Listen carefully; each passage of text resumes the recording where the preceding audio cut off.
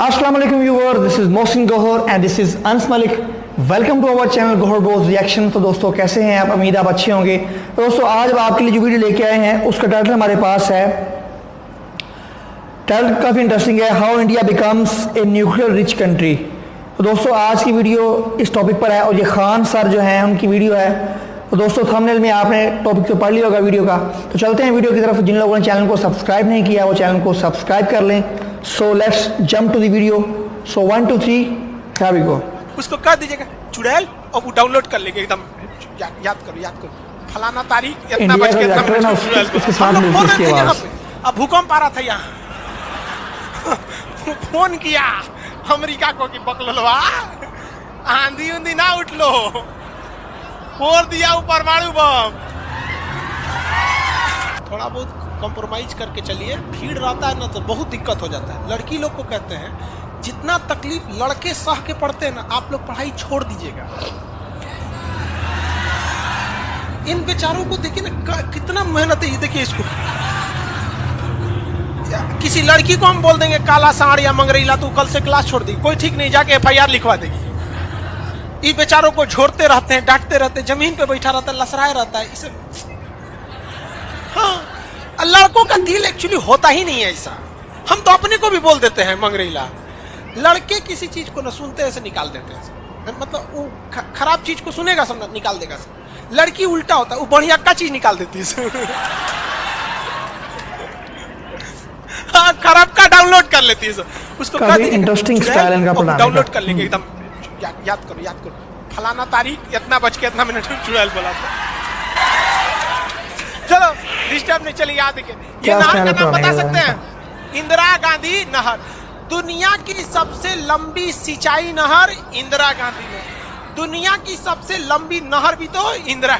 1974 में इंदिरा गांधी ने डिसाइड किया कि हमें क्या बनाना है, परमाणु बम बनाना है। कब डिसाइड किया इन्होंने? 1974 में। बट उस समय हम लोग उतना डेवलप नहीं थे, तो हम लोग यहाँ पर मई 1974 परमाणु बम का परीक्षण करने के लिए सोचे। लेकिन 1974 में हम लोग उतना डेवलप नहीं थे। 1974 में हम लोग के यहाँ मोटरसाइकिल नहीं थी बढ़िया, राजदूत उष्टू टाइप का थी सब। वहाँ फ्रीडम तो इधर आया है यार, 1974 में फ्रीडम कहाँ था? यमहा वगैरह था। यहाँ पर इन्होंने पोखरण में परमाणु परीक्षण किया, लेकिन गलती से वो उतना सक्सेस नहीं हुआ जितना होना चाहिए था। उस परीक्षण का जो नाम था, उसका नाम था स्माइलिंग बुद्धा। क्या नाम था? स्माइलिंग बुद्धा। तो हो गया बात वही, भड़कइबो किए लोग, फूस दे करके रह गया, पकड़ा गए हम लोग। अब अमेरिका हम लोग पे दबाव बना दिया। अमेरिका ने एक नियम बना दिया CTBT और CTBT, comprehensive test ban treaty. कोई भी व्यक्ति परमाणु बम का परीक्षण नहीं कर सकता है, और बैन लगा दिया। ना आपको जल पे परीक्षण करने देंगे, ना थल पर परीक्षण करने देंगे, ना हवा में परीक्षण करने देंगे, पूरा बैन लगा दिया। और NSG बना दिया, national supplier group, nuclear supplier group, कि कोई भी देश भारत को मतलब यूरेनियम नहीं देगा। तो हम लोग पास यूरेनियम ही नहीं था, चोरी छुपे हम लोग यूरेनियम मंगाते भी तो CTBT था, परीक्षण करने नहीं देगा। भारत ऐसा ही हुआ था पाकिस्तान के साथ भी ना, जब पाकिस्तान ने एटम बम बनाया था। और NPT लगा दिया, न्यूक्लियर नॉन प्रोफिलरेशन ट्रीटी, नाभिकीय अप्रसार संधि की। कोई भी देश दूसरे देश को मतलब टेक्नोलॉजी नहीं बेचेगा कि परमाणु बम बनता कैसे। मतलब साला चोट्टा चारों ओर से घेर दिया। कभी कभी गरिया देते हैं क्या, हम मशीन थोड़े हैं कि जो सेट कर दिए वही बोलेंगे। देश पे बात आती है तो हम सब भुला जाते हैं। तो दोस्त है ट्रम्प है कि बाइडेन है, सोच रहा बाहर में जा तू कोनो चीज हो। या पहले हमको मतलब तुम बनाओ परमाणु बम, कोई दिक्कत नहीं, हम लोग दिवाली वाला धुकधुकुआ बनाएंगे। मतलब NPT क्या कहता है? न्यूक्लियर नॉन प्रोफिलरेशन ट्रीटी, नाभिकीय अप्रसार संधि, कि कोई देश दूसरे देश को परमाणु टेक्नोलॉजी नहीं देगा।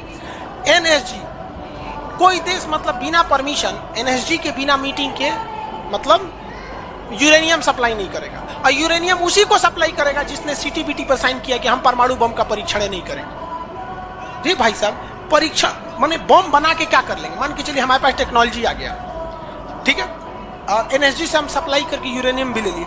एनपीटी कहता है बम में परीक्षण नहीं करने देंगे। तो भाई बना के रखने से थोड़े होता है, एक बार पटके उठके तब ना समझ में आएगा काम कर रहा है कि नहीं। पता चला बना के रख लिए, युद्ध में पटके तो धुआं दे के रह गया। तो एक बार परीक्षण मतलब चारों ओर से हम लोग को घेर दिया था। अब भारत वाले वैज्ञानिक भी तो मतलब है सब उसी हिसाब के ना। भारत वाले ने कहा कि एक काम कीजिए, काफी इंटरेस्टिंग स्टाइल है। अमेरिका से कहिए तू हमारे यहाँ परमाणु बिजली घर लगाओ।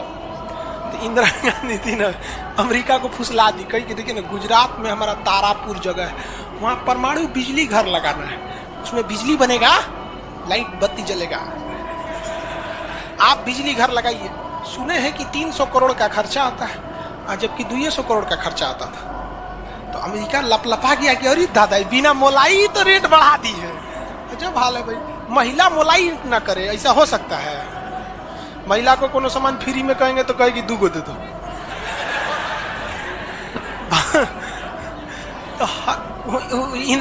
अमेरिका ने सहयोग कर दिया, हाँ हाँ हम पूरा परमाणु बिजली घर बना देंगे, बिजली बनेगा, आपके यहाँ भुकभुकवा लाइट जलेगा एकदम। तारापुर में 1972 में बिजली घर लगा दिया। अब बिजली घर चलेगा कैसे? इंदिरा गांधी का हमारे यहाँ यूरेनियम नहीं है, एक काम कीजिए जो बिजली घर लगा है ना उखाड़ के ले जाइए अपना, ठेका कैंसिल। का अरे पगली कही के तो पैसा दे भाई, तो पैसा कौन ची का, ये तू कौन सी तू बनी ले एनएसजी कि हम यूरेनियम नहीं देंगे, का चाह तुमको दे देंगे, कोई दिक्कत नहीं। अब वो यूरेनियम लिया था हमें बिजली घर में भड़काने के लिए। अरे भैया तू ले आओ ना, हम लोग ने डिसाइड करेंगे इसको भड़काना किधर है। इधर आया 1972 में तारापुर में, उधर तैयारी चल रही थी 1974 में। हम लोग ने उसमें से निकाल के इसमें भड़का दिया। बाद में पता चला गलती हो गया, अमेरिका होशियार निकला, जो यूरेनियम बिजली घर में लगता है वो 20% इनरिच रहता है, अब परमाणु बम में 80% इनरिच चाहिए होता है। हमसे गलती हो गया, ससुरा जातो गया भातो न मिला, भड़काइयो दिए बदनामो हो गए लोग, सब सतर्क हो गया, सब हरक गया, सब देहात में बोला जाता है ना, हरक गया सब। ले भाई हम लोग को पता नहीं था कि हम लोग कच्चे मसाला पे भड़का दिए थे। अब क्या हो, इस सब 75 को नियम लगा दिया, हम लोग को कोई देता ही नहीं था। तो बस अब भारत में बोलने का स्टाइल काफी जबरदस्त है, बनाइए। अब भारत का स्टाइल काफी जबरदस्त, एक से एक वैज्ञानिक मिल गए सब। उसमें एक चिदम्बरम थे, बहुत मशहूर वैज्ञानिक, और उसके बाद मिल गए हमारे एपीजे अब्दुल कलाम, सोने पे सुहागा। इन्होंने परमाणु बम बनाने की पूरी तैयारी, वैज्ञानिक मीन साइंटिस्ट तब तक। लेकिन कोई भी प्रधानमंत्री डरे उन लोग को खुली छूटे नहीं देता था कि परमाणु भड़काइए, क्योंकि अगर फूस हो गया, देखिए भड़क के सक्सेस हो गया तो किसी के बाप की औकात नहीं फिर कुछ बोले। भड़का दीजिए उसको, उसके बाद कौन चीज बोलता है, ले आओ तो कौन चीज नहीं। लेकिन अगर भड़काए और फूस कर गया तब तो पिटा जाएंगे। जापान पर परमाणु बम मार दिया था अमेरिका, जापान चुपचाप देख लिया था। जापान के पास परमाणु बम रहता ना, अरे बाप रे बाप, उनको तो दिखाया रहता, जापान मारा रहता ना, जिसका कोई मजबूरी हो गई थी। तो भारत के सामने यही रास्ता था कि भैया अगर भड़का दिए और अगर सक्सेस नहीं हुआ तो इस बार माफी मिलने वाला नहीं है, क्योंकि 1974 में एक बार माफ कर दिया। लेकिन अटल बिहारी वाजपेयी का जब नेतृत्व आया प्रधानमंत्री का, अटल बिहारी वाजपेयी ने कह दिया था भैया कुछ भी हो जाए, कुछ भी हो जाए, हमारा देश रहना चाहिए। आज के नेता रियलिटी बताते हैं। अटल, हम जो लोग, हम और आप उस पीढ़ी में से हैं जिन्होंने एक साथ 2 महापुरुष को अपने देश में देखा, राष्ट्रपति के रूप में एपीजे अब्दुल कलाम और प्रधानमंत्री के रूप में अटल बिहारी वाजपेयी। और ये सौभाग्य पृथ्वी पर अब किसी को नहीं मिलने वाला है, क्योंकि ये ऐसे लोग थे जिनका अपना परिवार बाल बच्चा कुछ नहीं, देश ही समझा मतलब देश है, मतलब देश है यहाँ पे, और कुछ नहीं यहाँ पे। गलवान में चीन घुसा है ना, चोट्टा अटल बिहारी वाजपेयी रहते तो बता रहे, तो दिखने में बुढ़ा थे अटल बिहारी वाजपेयी। यहाँ पे बड़े बड़े जवान लोग का छक्का छुड़ा देते थे बॉर्डर पे। उन्होंने खुला छूट दिया एपीजे अब्दुल कलाम को, कहा कि आपको हमारे परमिशन की जरूरत ही नहीं है, आपको जो करना है करिए, हमको नहीं, हमको बस परमाणु बम चाहिए, हमारी सरकार रहे चाहे सरकार गिर जाए। और रियलिटी में है, भारत में अटल बिहारी वाजपेयी अगर परमाणु परीक्षण न करते तो भारत पर अमेरिका सैंक्शन नहीं लगाया रहता और अटल बिहारी वाजपेयी की सरकार नहीं गिर जाती। लेकिन अगर वो अपनी सरकार को सोचते तो कोई भी शिक्षक मंच पर खड़ा होकर किसी प्रधानमंत्री का खुलेआम तारीफ नहीं कर सकता, वरना कितने प्रधानमंत्री आए, कितने गए, किसी के लिए शब्द नहीं निकलता है।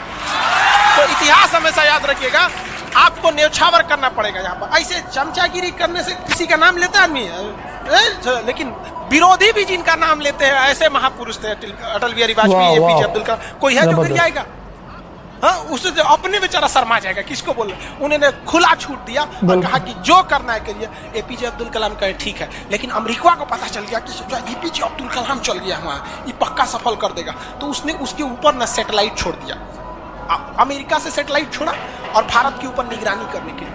अब यही गलती कर दिया अमेरिका से। एपीजे अब्दुल कलाम को फुसलाने के लिए नासा बुलाया, आइए ना, आइए नासा आइए, तो एपीजे अब्दुल कलाम चल गए और कहा कि देखिए देखिए कितना बड़ा बड़ा मशीन है नासा में। ऐसा ना इंडिया में है, टूटल फूटल स्टेबलाइजर रख ले रहता है, स्टेबलाइजर का नट उठ जाता है तो पिलास से दाब के करता है। कहा वहां वैज्ञानिक बने, यहाँ आइए हम आपको नासा का हेड बना देंगे। यहाँ पर कहा कि ठीक है, हम नासा का हेड हम क्या करेंगे, हमारा कौन है, न बाल बच्चा न कुछ, एक वो चीज है मेरे लिए, मेरा दुनिया में कुछ नहीं है, केवल और केवल मेरी भारत माँ है, आप वो भी छीन लेंगे हमसे, ऐसा थोड़े हो सकता है। उन्होंने कहा नहीं, और यही सोच रहा उससे गलती हो गया। वहीं पर उन्होंने देख लिया था कि अमेरिका ने भारत के ऊपर क्या लगा रखा है, सैटेलाइट मॉनिटरिंग के लिए, और वहां पे उसने अमेरिका की सबसे बड़ी गलती हो गई। यहां आने के बाद उन्होंने बता दिया, देख भैया हम जो काम कर रहे हैं ना, सारा अमेरिका क्या कर रहा है, सैटेलाइट से देख रहा है, तो सब वैज्ञानिक का असर ले, भड़काने से पहले तैयारी करना पड़ता है 1.5-2 महीना की। अब क्या किया जाए, तो कहे कि देखो भाई, इस अमेरिका की जो सैटेलाइट जाता है ना, दोबारा घूम के आने में ना लगभग 1-1.5 घंटा का गैप हो जाता है।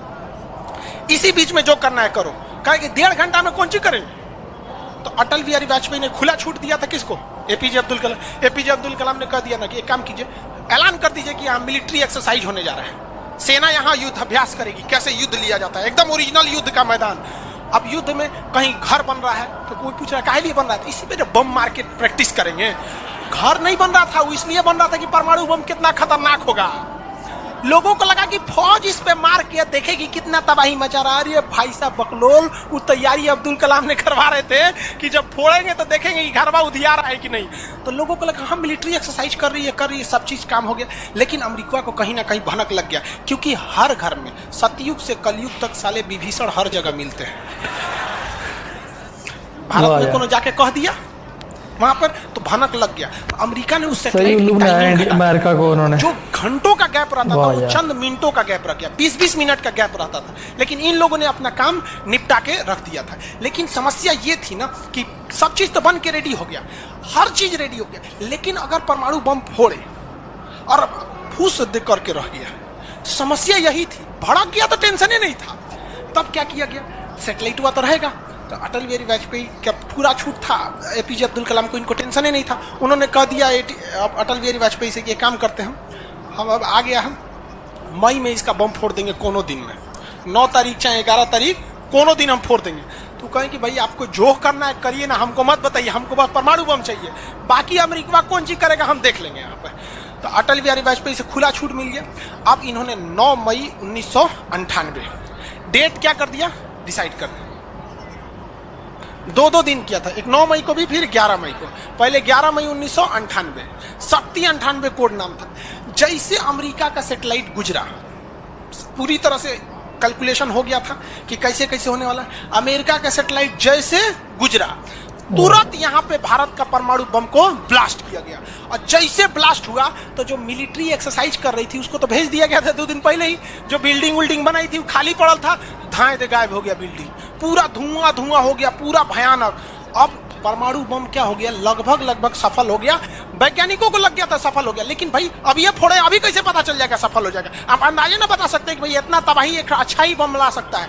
लेकिन तब तक सैटेलाइट उसका घूम के आ रहा था, और पकड़ लेता तब क्या होता, मान के चलिए पकड़ लेता, पता चला कि सफल नहीं हुआ, खाली धुआं कर दिया, गड़बड़ हो गया।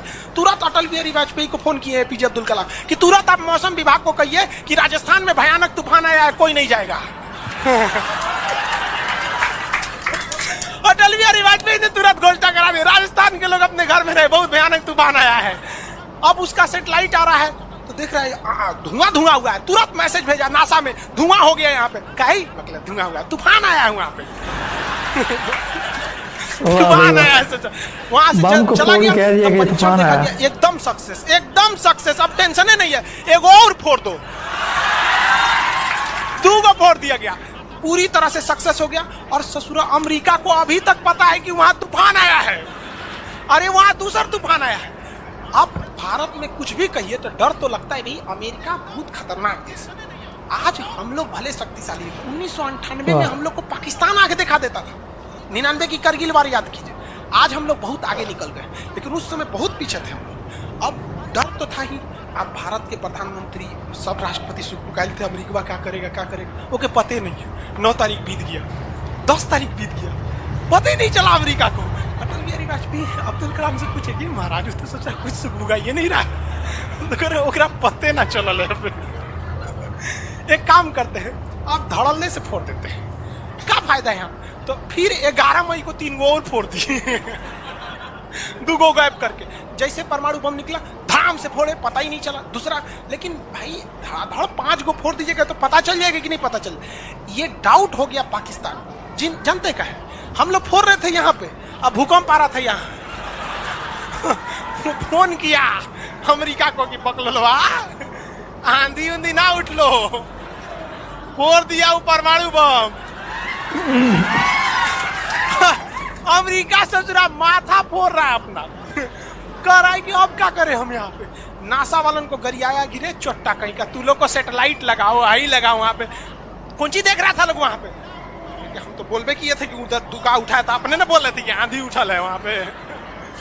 अमेरिका आग बबूला हो गया और तुरंत अमेरिका का प्रतिक्रिया है कि भारत को इसका बहुत भारी कीमत चुकानी पड़ेगी। तो भाई जिसकी कीमत भारी ना हो उसे चुकाने में मजा क्या है। और अमेरिका ने खुलेआम भारत को लड़का दिया कि अमेरिका कभी भी इस बात को स्वीकार नहीं करेगा कि भारत एक परमाणु संपन्न देश है। भारत को कभी भी अमेरिका इस बात की मान्यता नहीं देगा। अटल बिहारी वाजपेयी ने भी कॉन्फ्रेंस तुरंत मीडिया के सामने आए और कहे कि जो चीज हमारे पास है उसके लिए हमें किसी के प्रमाण की कोई आवश्यकता नहीं है। और जिस देश को यह लगता है कि हमारे पास परमाणु बम नहीं है या जिन देश को हम पर शक है वो आ जाना युद्ध के मैदान में बताएंगे। इसी तरह पाकिस्तान पर भी पाबंदी लगी थी, प्रेस पूरी तरह तबाह हो गया यहाँ पे जब पाकिस्तान ने एक्सपेरिमेंट किया। पीटते रह गया। अमेरिका ने आदेश दिया अपनी सेना को कि तैयार रहो। अटल बिहारी वाजपेयी ने आदेश दिया अब्दुल कलाम को कि जो बम बनाए हैं ना 2-4 को फोटोकॉपी उसका रेडी रखिए। फोटोकॉपी मतलब उसका बना होना के रेडी रखिए, क्योंकि सेना की लड़ाई में भाई आर्मी टू आर्मी बहुत दिक्कत हो जाएगा। एडवांस है वो बहुत। आज के वक्त में भी हमारा हथियार वहीं से खरीद किया। भारत ने भी डिसाइड कर लिया कि जो होगा आपकी परमाणु बम से होगा। अमेरिका भी डर गया कि ना इससे लड़ना ठीक नहीं है। पाकिस्तान वो बम बना के रख ले था, डरे नहीं फोड़ रहा था। 1 हफ्ता तक देखा कि भारत को क्या हो रहा है, देखा कि कुछ नहीं हुआ, इहो चुप पे फोड़ दिया अमेरिका एकदम ककुआ गया, एकदम कह रे चट्टा कहीं तू क्या फोड़ा रे। पाकिस्तान झाड़ दिया अमेरिका को कि हमरे बोलेंगे कमजोर जान के। हाँ फोरले आपके आप बाई एकरा नहीं बोलेंगे, हम कमजोर हैं तो हमरा बोल देंगे। एक काम कीजिए, आप भारत को जो सजा दीजिएगा हम भी वही सजा काट लेंगे। सोचा हमरे पे खेल गया हम ही लोग पे खेल गया पाकिस्तान। अब भाई अमेरिका टेंशन में आ गया। अमेरिका ने भारत पर एम्बार्गो और प्रतिबंध लगा दिया, जैसे अभी सऊदी अरब पर प्रतिबंध लगा दिया। कल के वीडियो में बताए थे, सऊदी अरब का डस्टबिन बना दिया वहां के तो वहां पर अमेरिका ने भारत पर प्रतिबंध लगा दिया। कोई देश भारत से सामान नहीं खरीदेगा। जो चीज जरूरत की थी सब चीज पर बैन लगा दिया। भारत की अर्थव्यवस्था डूब गई, पाकिस्तान की भी अर्थव्यवस्था डूब गई, लेकिन भारत को बचा लिया। भारत के 55 मैं बाद में बताऊंगा पाकिस्तान की क्या कंडीशन थी और किस सर्कमस्टांसेस में प्रतिबंध लगाइएगा भी तो पूरी दुनिया का कारखाने ठप हो जाएंगे, क्योंकि हर जगह भारत के वहां वर्कर काम करते हैं। और अमेरिका या सीबीएसई वाले जो वर्कर होते हैं वो स्पेशलिस्ट होते हैं। पेंट मारता है तो पेंटे मारेगा। भारत का मिस्त्री मल्टी टैलेंटेड होता है। पेंट मार रहा है उसको कोई काटी ठोक दे तो बिजली वाला काम कर दे तो हाँ तार और घींच देते हैं मल्टी टैलेंटेड होता है और काम भी बहुत ज्यादा करता है। काम हम जब 5 बजे कर देगा तो आदमी अच्छा बोरा नीचे उतार दे, तो ये सब बड़ी काम कर देता है। मेहनती होता है सब, कोई दिक्कत नहीं है उन सब में। खाना नहीं भी है तो कोई दिक्कत नहीं, निकालेगा तो कहीं नहीं है चालू तो पूरी दुनिया से भारत को पैसे आ रहे थे। पूरी दुनिया भारत में क्या, भारत के हजारों वर्कर लाखों काम कर रहे थे, भारत में पैसा आ रहा था। तो हमारी अर्थव्यवस्था पे उतना भयानक प्रभाव नहीं पड़ा, लेकिन पाकिस्तान की अर्थव्यवस्था तबाह हो गई। इसकी यहाँ के कोई वर्कर को ले भी नहीं जाता है। अरे चोटा कब मार करेगा कोई ठीक नहीं है यहाँ पर। ये सब इतने बड़े बैल होते हैं सब पाकिस्तान वाला। अगर पाकिस्तान के एक मोहल्ला से 5 आदमी विदेश गया है ना, वहाँ अच्छा से हंसी खेसी ड्यूटी कर रहा है। अगर उसके परिवार में यहाँ झगड़ा होगा ना तो तू दोनों हुआ झगड़ा कर लेगा सर, तोर अब्बा काहे मर लो हमरी खाला को हुआ मार कर, उसकी अर्थव्यवस्था पूरी तरह से बर्बाद हो गई। अब पाकिस्तान के साथ अजीब सी दिक्कत थी, अमेरिका अर्थव्यवस्था बर्बाद कर दी, लेकिन पाकिस्तान भाई साहब हरामियों में नोबेल पुरस्कार मिलता तो हर साल यही लाता है। इसने कहा कि एक काम करते हैं, अमेरिका ने हमको ऐसा बर्बाद किया है कि परमाणु बम होने के बावजूद हम तड़प के रह जा रहे हैं। हम भी अमेरिका को यार, दिस इज नॉट रियलिटी। ये कहता है ना कि हम किसी से खरीद नहीं सकते हैं, व्यापार नहीं कर सकते। एक काम करते हैं, हम परमाणु बमें बेचते हैं। ससुरा उत्तरी कोरिया को बेच दिया, किंग जोंग पगला को देखे उसका टेक्नोलॉजी पाकिस्तान दिया है, सद्दाम हुसैन को, ईरान को, सबको बेचने लगा। सारा थ्योरी ले आके देखता था कि देखिए ऐसे ऐसे परमाणु बम बनता है, लीजिए 20 करोड़ दीजिए जाइए। अब अगला हिसाब, एक महीना तो काटेगा आदमी, अगला हिसाब देखे। अमेरिका कर रहा है पाकिस्तान में चोट्टा क्या कर रहा है, क्या कर रहा है, मरे हम भूखे मरे, आप प्रतिबंध हटा दिए, नहीं तो हम इसको फेसबुक पे डाल देंगे।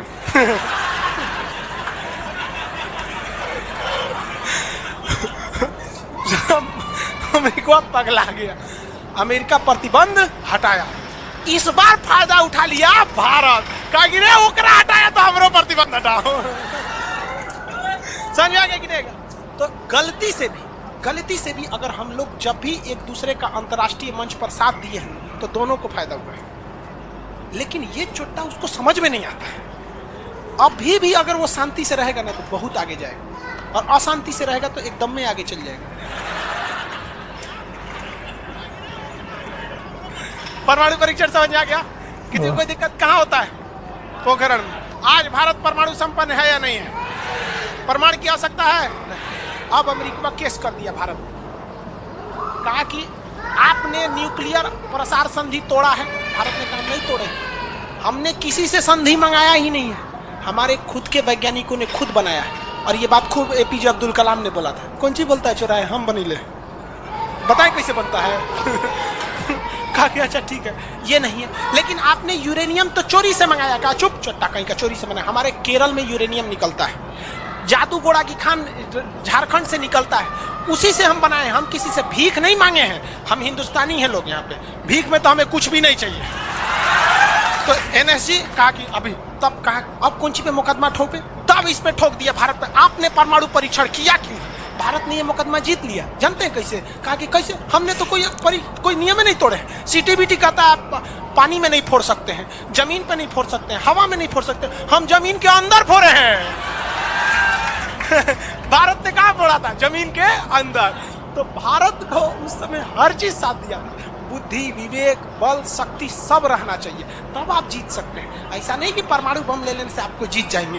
कब कैसा सिचुएशन था, आंधी आया है, परमाणु बम फूट गया, तो हर चीज बहुत कांड हुआ यहाँ पे। बाद में अमेरिका को समझ में आ गया कि नहीं हो सकता है, अब भारत को नांग नहीं सकते। वो गया जमाना जब हमारे ऊपर किसी का शासन हुआ करता था। आज भी भारत में बस जाति पात खत्म हो जाए, ऊंच नीच पे लड़ना खत्म हो जाए, और Congress BJP high party how party मतलब नेतागिरी खत्म हो जाए, तो सोचिए ना हमारे पास कमी किस चीज की है कि नहीं? नेतागिरी तो सॉल्व हो सकता है। यूपीएससी का एग्जाम कंपलसरी कर दीजिए नेता बनने के लिए।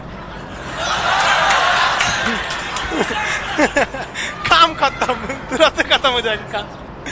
अब इसको समझ में आ गया कि नहीं? लाइव वाले सब लोग समझ में आ गया?